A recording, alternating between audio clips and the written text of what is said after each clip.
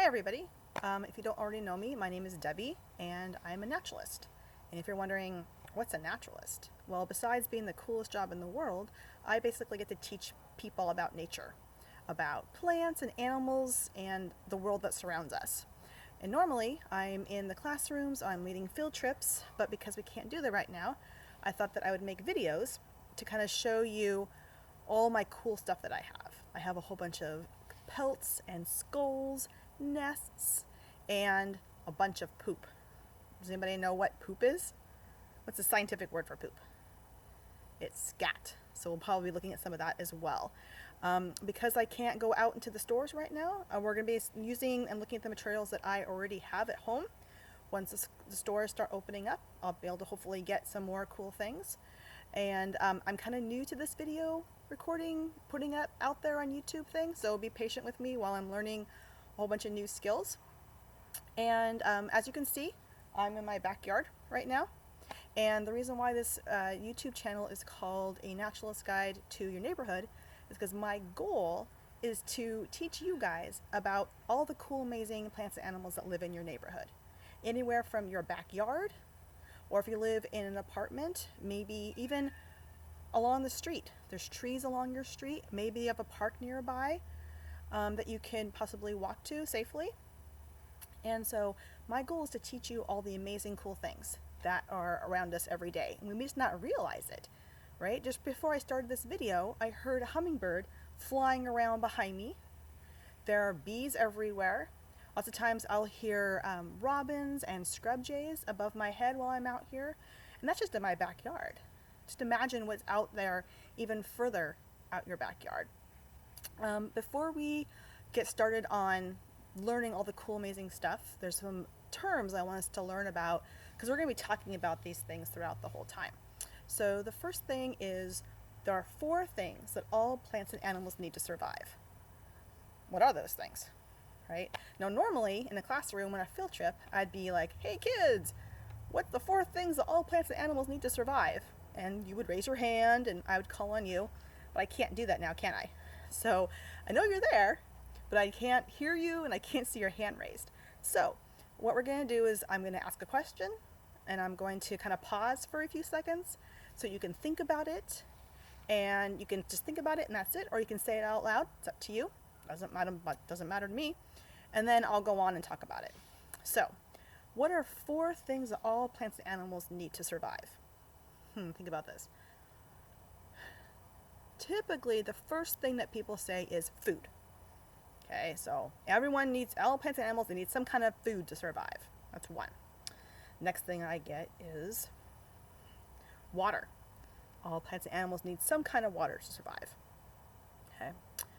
And then I get, now we start getting the tricky stuff. Then I get shelter.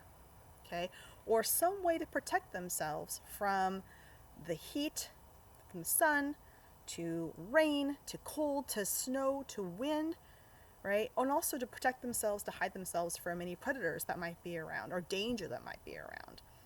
Okay, so we have food, water, shelter. Now this is the tricky one. This is the one that kids have a really hard time with. And this 4th one is going to be space or area to be able to move around. They need enough space or area to get all the things they need. Their food, their water, and their shelter. Now, each animal or plant is going to have a different space need. What I mean by that is a bunny, rabbit, okay, may just need the space of my backyard or your backyard. Or again, if you live in an apartment, maybe you have a little space there that might work. Okay, they're not going to need a huge amount of space to get their food, water, and shelter. But a coyote, studies have shown that coyotes can go up to 2 miles in a night looking for the things that they need. So it just depends on what type of animal or plant that you are. But everything needs some kind of space to be able to get what they need. Okay. Now some people may say, well, what about oxygen? Okay. The plants and the animals that we're going to be talking about, definitely need some kind of oxygen. We're going to just do that as a given. Okay, that we all can be able to breathe the air. The other thing we're going to be talking about is habitat. What's a habitat? Think about that. What is a habitat? So a habitat basically is just a place where plants and animals live, right? Where they call home, where they can get all of their food, water, shelter, and space. Okay, so first of all, you're going to see here my fancy schmancy handouts that I got here. Isn't that high tech? Isn't that pretty cool? Yeah. All right, so this habitat I would call forest habitat. And there's lots of different plants and animals that live in that habitat. Another example of habitat would be a wetland. Okay, a land that's wet. Okay, lots of different types of wetlands. Then we can even go, further, and we could say, well, a desert has a habitat, right? Lots of different kinds of deserts. Tons of animals and plants live in a desert. Even though you may not think that, it's for true. Another example is ocean, right? We have all different kinds of plants and animals that live in an ocean. Now, there are many different kinds of habitats, like you could say the tundra, you could say a prairie or a field, right? There's all different kinds of habitats. But think about this. Habitats could be super small, right? This tree behind me could be a habitat for an animal. An animal can live its entire life in that tree. It can provide its food, its water, its shelter, and its space. And that's all it's going to need.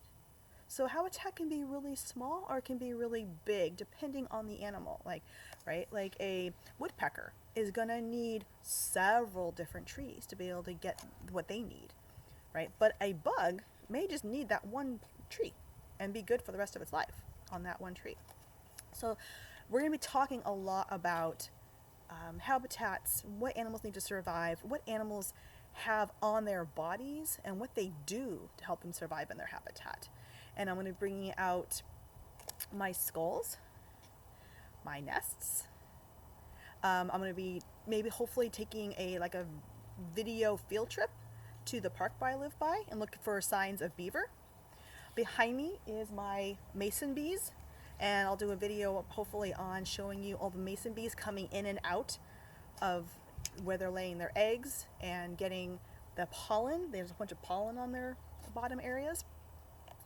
And also my son is going to help me do some activities as well, so he's looking forward to that. And the next video I'm going to do is going to be pretty cool, so hopefully you'll come back. Thanks.